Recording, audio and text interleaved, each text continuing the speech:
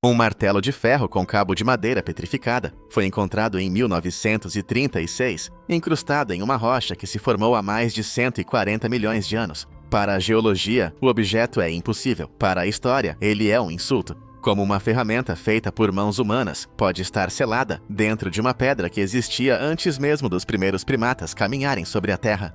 E é aí que a coisa fica estranha. Esse não é um caso isolado. O martelo de London, no Texas, não tem vestígios de ferrugem ou oxidação, apesar de ter passado eras geológicas preso no calcário. É como se alguém tivesse derrubado uma ferramenta de trabalho em um mundo dominado por dinossauros. Só que tem um detalhe. A análise química do ferro desse martelo revelou uma pureza que mal conseguimos replicar hoje, sem nenhuma das impurezas comuns encontradas em minérios de ferro antigos. Mas não para por aí. Se o martelo desafia a biologia, existem outros artefatos que desafiam a nossa noção de evolução técnica. Em uma mina na África do Sul, centenas de esferas metálicas com ranhuras perfeitas foram extraídas de camadas de pirofilita de 3 bilhões de anos de idade. Se a vida complexa ainda nem tinha começado, quem estava fabricando esferas metálicas com precisão industrial no pré-cambriano? Em 1901, mergulhadores encontraram nos destroços de um navio grego o que parecia ser um bloco de bronze corroído. Mas quando os raios-x atravessaram o metal, o que apareceu foi um pesadelo para os historiadores: o mecanismo de Anticítera.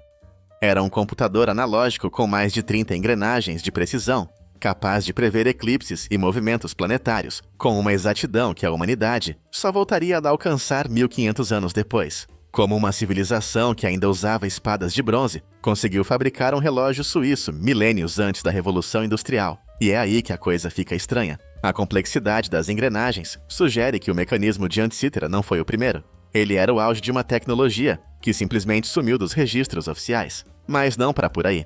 Enquanto os gregos calculavam o cosmos no atual Iraque, alguém parecia estar mexendo com energia. As baterias de Bagdá são vasos de argila contendo cilindros de cobre e hastes de ferro, que quando preenchidos com um eletrólito simples, como o suco de uva, geram uma corrente elétrica real. Só que tem um detalhe que a arqueologia tradicional tenta ignorar. Para que servia a eletricidade em 250 a.C.? Alguns sugerem galvanoplastia, o banho de ouro em joias, mas outros apontam para os hieróglifos de Dendera, no Egito, onde figuras humanas parecem segurar lâmpadas gigantes conectadas a cabos. Se os antigos iluminavam suas pirâmides com luz elétrica, por que não encontramos fiação ou lâmpadas de vidro nos túmulos? A resposta pode ser muito mais incômoda. Talvez a história não seja uma linha reta de progresso, mas uma sucessão de colapsos, onde civilizações inteiras foram resetadas, deixando apenas essas relíquias para trás. É como se fôssemos uma criança brincando com os restos de um brinquedo tecnológico que não sabemos mais como ligar. Em 1513, um almirante otomano chamado Piri Reis desenhou um mapa que não deveria existir. Nele, a costa da América do Sul e, mais bizarramente, a costa da Antártida aparecem com uma precisão cartográfica que só seria possível com o uso de cronômetros e aviação. Mas o verdadeiro soco no estômago da ciência é que a Antártida no mapa de Piri Reis está representada sem gelo, mostrando baías e montanhas que foram cobertas por geleiras há pelo menos 6.000 anos. E é aí que a coisa fica estranha. Como um cartógrafo do século XVI teve acesso a dados geográficos de uma era em que a humanidade supostamente ainda vivia em cavernas. O próprio Piri Reis admitiu que não fez o mapa do zero. Ele compilou informações de mapas muito mais antigos, sobreviventes da Biblioteca de Alexandria. Isso significa que alguém, milênios antes dos grandes navegadores, já tinha mapeado o globo inteiro com precisão de satélite. Só que tem um detalhe: se alguém mapeou a Antártida sem gelo, essa civilização testemunhou a Terra em um estado climático que a história oficial diz que nunca cruzou com a civilização humana. Isso nos leva às pedras de Ica, no Peru. Milhares de pedras de andesito, gravadas com cenas que mostram humanos convivendo com dinossauros e realizando cirurgias complexas, como transplantes de coração e cérebro.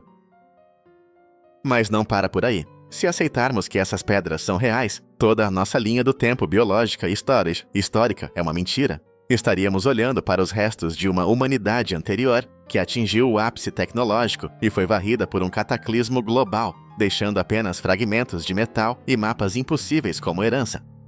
No pátio do complexo de Kutchep, na Índia, ergue-se um pilar de ferro com 7 metros de altura, que é um verdadeiro insulto à engenharia moderna. O pilar de Delhi está exposto à chuva, ao sol e à poluição há mais de 1.600 anos, e Sinazans, e até hoje não apresenta um único sinal de ferrugem. Se você deixar o seu carro novo na chuva por uma semana, ele sofrerá mais oxidação do que essa coluna de ferro puro sofreu em quase 2 milênios. E é aí que a coisa fica estranha. A análise química revelou que o pilar possui uma camada protetora chamada Mesa White, formada por um teor de fósforo que os metalúrgicos de hoje têm dificuldade em replicar sem equipamentos de alta precisão. Os antigos ferreiros não estavam apenas batendo metal, eles dominavam uma química molecular que a ciência moderna só redescobriu recentemente. Eles criaram um material que se cura sozinho contra a corrosão.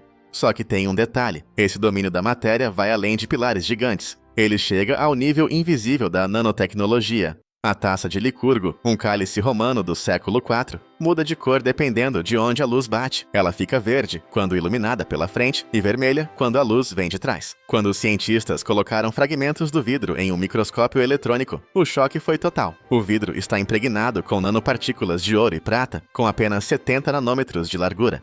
Mas não para por aí. Para criar esse efeito, os romanos precisariam de um controle preciso sobre o tamanho das partículas a nível atômico. Um erro de 1/1000ª de milímetro e o efeito desapareceria. Como uma civilização pré-industrial conseguiu manipular a matéria em uma escala que nós só dominamos com lasers e laboratórios de vácuo? A pergunta que fica é: se eles tinham nanotecnologia e metalurgia eterna, o que mais eles escondiam? Se eles podiam manipular o átomo, será que também sabiam como manipular a gravidade? Em Baalbek, no Líbano, existem pedras de fundação que fazem qualquer guindaste moderno parecer um brinquedo de plástico.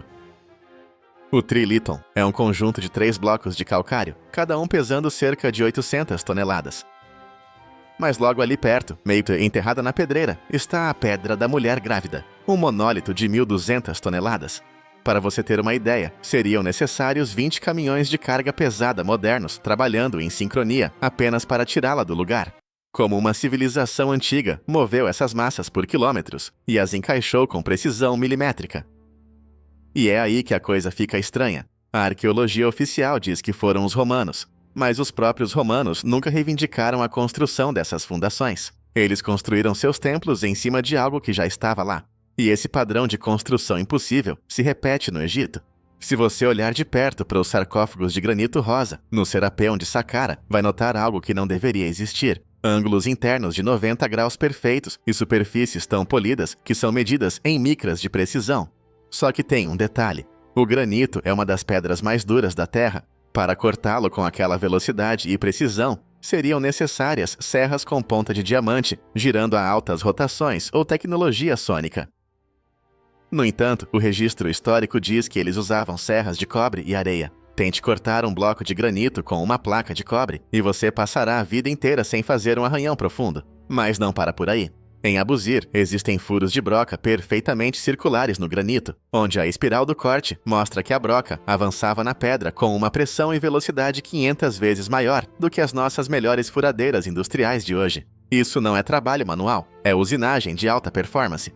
A pergunta não é mais se eles tinham tecnologia, mas por que eles precisavam de tanta precisão e escala? Estariam eles construindo templos? Ou seriam essas estruturas partes de máquinas globais que nós, hoje, confundimos com religião? O martelo de 140 milhões de anos, a nanotecnologia romana e o granito usinado do Egito não são apenas curiosidades, são as cicatrizes de uma história que nos foi negada.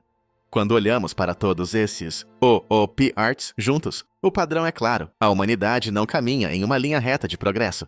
Nós vivemos em ciclos. Alcançamos o ápice, manipulamos a matéria e o átomo, e então algo acontece.